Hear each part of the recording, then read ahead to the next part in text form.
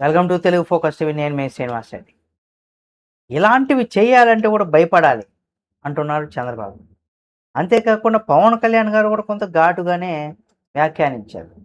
అసలు వీరిద్దరూ ఏమి వ్యాఖ్యలు చేశారు అనేది కనుక మనం చూసినట్లయితే, పామాయిల్ కెమికల్స్‌తో కల్తీ నెయ్యి తయారు చేశారని కూడా సిట్ నివేదిక ఇచ్చిందని కూడా సీఎం చంద్రబాబు నాయుడు గారు పేర్కొన్నారు.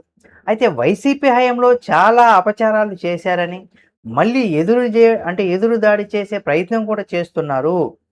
ఒక కరుడుగట్టినటువంటి నేరస్తుడికి అతని తరహాలో నిన్న ఆయన అబద్ధాలు చెబుతున్నారని, ఇలాంటివి చేయాలంటే భయపడేటువంటి పరిస్థితి రావాలి. దీనిని ఇక్కడితో వదిలే ప్రసక్తే లేదు. దీని పవిత్రతను అంటే టీటీడీ లడ్డూ యొక్క పవిత్రతను కాపాడేందుకు తగిన చర్యలు కూడా మేము తీసుకుంటామంటూ కూడా ఒక పక్క చంద్రబాబు నాయుడు గారు చెప్పుకొస్తున్నారు. అయితే దీనికి సంబంధించి కూడా పవన్ కళ్యాణ్ గారు కూడా కొన్ని వ్యాఖ్యలు చేయడం జరిగింది. అంటే వెంకటేశ్వరుని ముందు మోకరెళ్ళి వైసీపీ వాళ్ళంతా కూడా క్షమాపణలు కూడా చెప్పాలని కూడా పవన్ కళ్యాణ్ గారు డిమాండ్ చేశారు. ఏ నివేదికలోనూ క్లీన్ చిట్ రాలేదు, జంతు కొవ్వు కలిసిందని చెప్పడం చాలా సున్నితమైనటువంటి అంశం.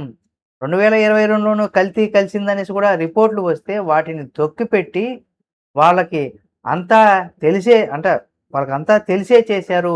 తిరుమలకు 2 కొండలుగా చాలు అనే ఒక ధోరణి నుంచి కూడా వచ్చినటువంటి పార్టీ మీది.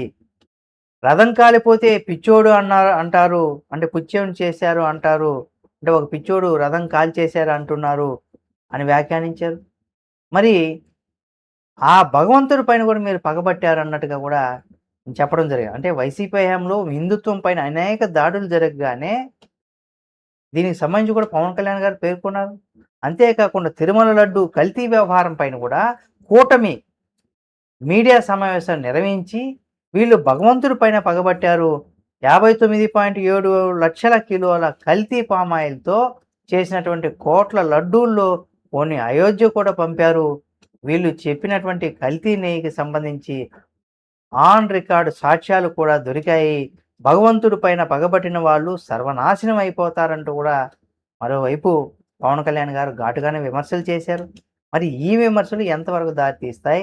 ఇందులో వాస్తవాలు ఒక రకంగా కూటమి ప్రభుత్వం కల్తీ జరిగిందని సిట్టు నివేదిక ఇచ్చిందని కూడా కూటమి ప్రభుత్వం చెప్తుంది. వైసీపీ ఏమో అదంతా లేదు, కల్తీ జరగలేదు, సిట్ చెప్పిందని కూడా వైసీపీ చెప్తుంది. ఏది ఏమైనా ఇందులో 100% కల్తీ జరిగిందా లేదా అనే దానికి సంబంధించి సిట్ ఒక ప్రెస్ మీట్ పెట్టి ప్రజలకు తెలియజేయాల్సినటువంటి పరిస్థితి ఉందని కూడా చెప్పుకోవచ్చు. లేకపోతే ఈ పార్టీ వాళ్ళు ఆ పార్టీని, ఆ పార్టీ వాళ్ళు ఈ పార్టీని, కూటమి ప్రభుత్వం అబద్ధాలు చెప్తుంది, కల్తీ జరగలేదు, సిట్ కల్తీ జరగలేదని రిపోర్ట్ ఇచ్చిందనేసి వైసీపీ వాళ్ళు చెప్తూ ఉంటారు. కల్తీ జరిగిందనేసి కూడా కూటమి ప్రభుత్వం చెప్తుంది. మరి వాస్తవాలు తెలియాలంటే సిట్టే ఒక ప్రెస్ మీట్ పెట్టి ఇందులో వాస్తవాల్ని బయటికి చెప్పాల్సినటువంటి పరిస్థితి ఉంది. మరి చూద్దాం ఏం జరుగుతుంది అనేది కూడా. ఈ వీడియో మీకు నచ్చితే లైక్ చేయండి. మరిన్ని వీడియోల కోసం మన Telugu focus TV channel subscribe చేసుకొని పక్కనే ఉన్న బెల్ బటన్ ఒకటి మాత్రం మర్చిపోకండి.